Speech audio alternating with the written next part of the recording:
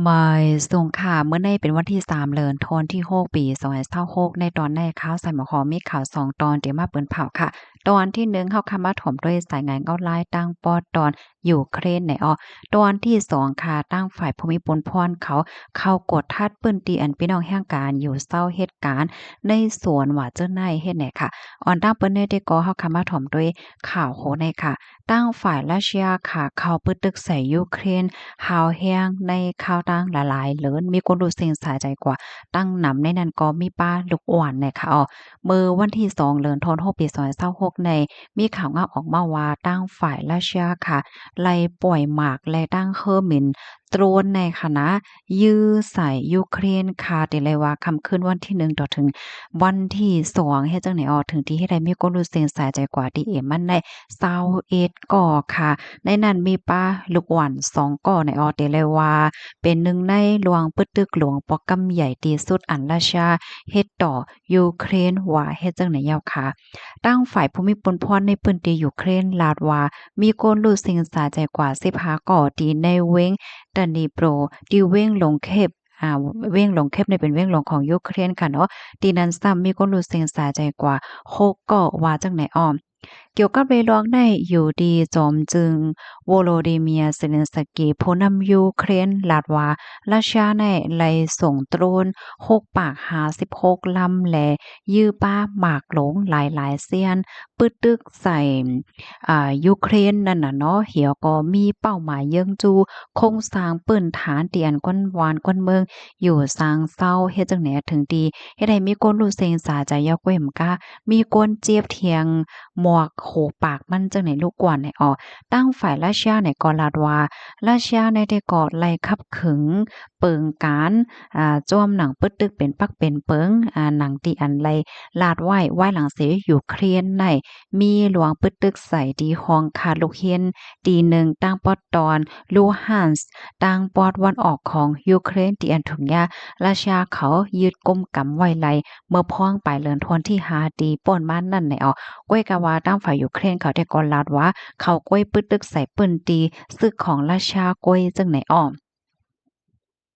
หลวงปะตึกได้ปอกำไนค่ะตั้งฝ่ายผู้นำยูเครนเนี่ยก็เลยออกมาทุกย้อนให้อเมริกันจอยเทียมปันเคิงกองกลางหมากมือจื้นย้ำแพดดิออดนะคะโลฮิปแนตหนายาวในย้อนก็เปว่าเมื่อเหลียวในมันมีกลุ่มโทนเป้งป้อไว้หลังเสจอมจึงโดนัลด์ทรัมป์ไล่กึดลวงจัดส่งเคิงกองกลางปันดียูเครนกำซือนะคะก้วยกาวาไฮอันเป็นเมืองอ้อยหลีตั้งปอตอน ยุโรปนั่นคณะใจลอกไล่สั่งซื้อเคิงกองกลางมาเมื่อจึ้นย้ำในดีอเมริกันเส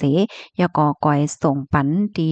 ยูเครนแดนต่างจึงไหนข้อมูลตอนในคาเลเปมาที่ห้องการข่าว BBC ออกไว้เนี่ยค่ะเพราะว่ามาด้วยพี่น้องค่ะด้วยคาโลที่อยู่ด้านเซาเฮิรนเยเฮิรนตึกหลวงอะโล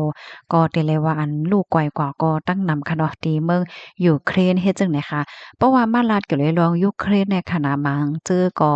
อ่อนกันปานทหารถึงว่าโอ้ผู้นำยูเครนเขาได้ฮัดหาญน่ะเนาะไว้ใจแก่นแข็งฮัดตาต่อเมืองมหาอำนาจเหมือนหนังราชาว่าสังว่าเจ้านายเฮ็ดเนี่ยเนาะมาเจอก็ปันทหารถึงว่าย้อนก็บ่ว่าผู้นำได้เอาต่อ3เอา5นำหน้าถึงที่มีมาปังตึกเพราะว่ามีมาปังตึกก็ตึกเคิกที่อยู่ด้านเซาเฮินเยยอก็โครงสร้างปืนฐานแต่งหลายเซียนกวยมกาตึกเคิกป้าศักษาใจก้นวันก้นเมืองก้นวันก้นเมืองหมานเจอก่อนเลยไป ไลนี้เป็นรองดีอันแจมหลีจ้อมแต้ๆโพนำอันว่าได้ลำลวงนะในเนาะมาเจอก็ว่า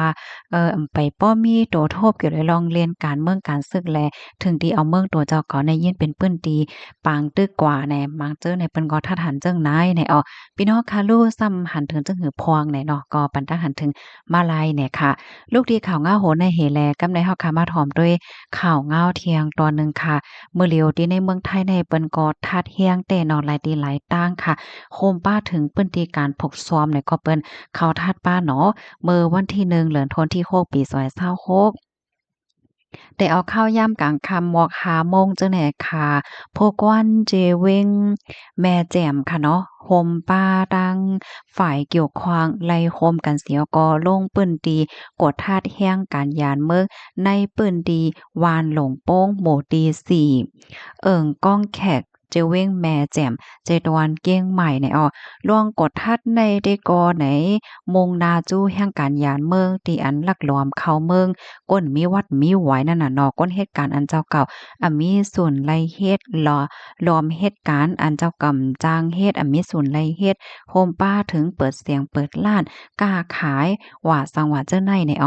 ผู้มีปวนพรเขาลงเปิ้นตีในปอกกำได้โคบโทบหันก้นหยานเมือง4ก่อค่ะเจอเขาในย่าเอาตั้งพิษว่าลอยลองเป็นก้นหยานเมืองเขามาอยู่ที่ในเมืองไทยโดยดีไลฮับขว้างเนี่ยในก็มีตีปองก็หมายง่ายๆก็มีวัดไว้นั่นน่ะเนาะก็เลยเอาโตเจอเขาในส่งกว่าที่ห้องปริงแม่แจ่มเปิดดาบปันโตต่ำกว่าจำหนังปักเปิงหมายมีวันเมืองมีข้อมูลตัวในคาลิปิมาที่ห้องการข่าวเกี้ยงใหม่ต่างไว้ค่ะในก็ขย้อนลาดอีกนึงค่ะเนาะพี่น้องค่ะหมางจื้อก็อ่อนกันว่นว่าเพราะว่าเฮาขายอยู่จ้อมสวนอยู่จ้อมเหนือหลวอยู่จ้อมวานว่าสังว่าจังไหนได้ก็เปิ้นทาดโยเนาะอำเป็นสังโยเนาะไหนเนาะเมื่อกูปอกได้เฮาคาก่อมปอกได้เลยยินค่ะเนาะลองจังไหนได้ก็น่ะว่าเมื่อเหลียวได้ก็จังหนังหันที่ในข่าวแน่เนาะเปิ้นก็ลงเปิ้นตีเขาทัดเหย้าในกำนันแลพี่ๆน้องๆเฮาค่ะก็ไลฟ์ที่ว่ามีวัดมีไหววัดไหวเต็มโทนว่าสังว่าจังไหนก็อย่าไปไว้เมามางกันค่ะเนาะให้ไรฟังอยู่ฟังกินกันเสกล้ามในปะยอก็มื้อเหลียวในมันซ้ำเปิงอิหยังกันตั้งเมื่อกุปอกหลานไหนตั้งฝ่ายผู้ใหญ่ก้นหลวงเขาได้เปิ้นก็ออกคอสั่งหนังเต๊ะๆว่าค่ะเนาะว่าให้ไลเข้งแข็งกดทัดหนังเต๊ะๆว่านะในข้าวตั้ง3เลินในเฮ็ดจังแหนเนาะฝ่ายหนึ่งในมื้อเหลียวได้อันก้นที่อันเปิ้นตรงหนึ่งฝ่ายตั้งการเมืองเขาสั่งเขาจังไหนในคณะที่เปิ้นหาเสียงว่าสังว่าจังไหนในเปิ้นก็เอาลวงตาแกลิลวงของคำแห้งการยานเมืองจังไหนมาโอบมาลาดป้า ฝ่ายหนึ่งก้นวันก้นเมืองเปิ้นก็อ่อนกันโต้งตื่นป้าว่าเหมือนหนังว่าเฮียงแลปล่อยให้เหมือนจังว่าเฮียงการมังจื้อค่ะเนาะที่อันเขากว่าล้อมเหตุการณ์ป้ายมักมีการกล้าการขายเปิดเสียงห้างก้อยแน่มีหนำแก้ค่ะเนาะเมื่อเหลียวได้แน่ทางฝ่ายก้นวานเขาเปิ้นก็ให้แกลิดแค่ให้แกลิดป้าหลวงเจิ้นให้เฮ็ดให้นั่นน่ะเพราะว่ามาห่มกันหมดๆไหนบ่เปิ้นแข็งๆลงเปิ้นตีทัดไหนก็มันก็อ่อนกันย่าป้าจ้อมกันกว่าเสียงๆมดๆเฮ็ดให้ลองตั้งมาได้ก็เป็นแนว แล้วก็ฝ่ายเทียงฝ่ายหนึ่งก็ทำจับเฮียนเขาในเทียงเหก้นอันที่เขามาที่ในเมืองไทยเมื่อเหลียวในมันใจแห้งกันโย่ๆเหมือนจังเมื่อกุปอกเหย้าจังเนี่ยมันก็มีหลายเจอหลายเปิงหลายเสี้ยนให้แหน่เนาะที่เปิ้นทัดอยู่เมื่อเหลียวเนี่ยก้อมกาเป็นแห้งการยันเมืองก้อยก้นนอกเมืองก้นต่างเมืองเขาจังไหนก็ยาเหมือนกันค่ะเนาะทัดโกติโกตั้งยาววันไหนค่ะย้อนให้อยู่หลีรอดเพศกันเสกำคันนอมอยทรงค่ะ